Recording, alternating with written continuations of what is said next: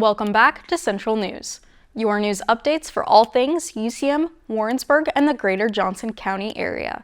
I'm Linda Alviar, and this is your Central News for Thursday, November 6th. For an update on the report we brought you last week, the U.S. Department of Agriculture says it will pay about half of November's SNAP benefits, but recipients may have to wait weeks or even months to see the money. The announcement came in response to a federal court order directing the Trump administration to issue at least partial payments to the 42 million Americans who rely on the food assistance program during the government shutdown.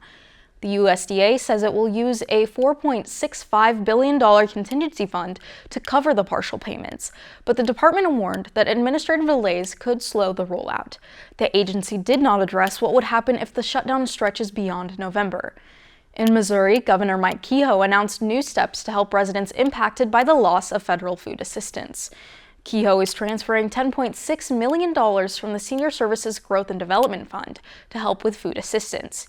He's also directing $5 million in temporary assistance for needy families funds to food banks across the state. The CLEPI Visiting Artist Lecture Series continues next Monday with illustrator Sarah Walsh. The event begins at 4 p.m. in Wood 100 and is hosted by the Division of Art and Design. Walsh is known for her vibrant, whimsical illustrations featured in books, products, and even a fully illustrated edition of Roald Dahl's Matilda.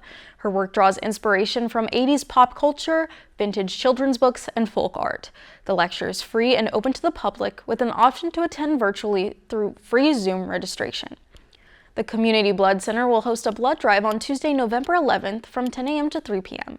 Donors can stop by the Sandra Temple Ballroom in Union Rooms 236 and 238.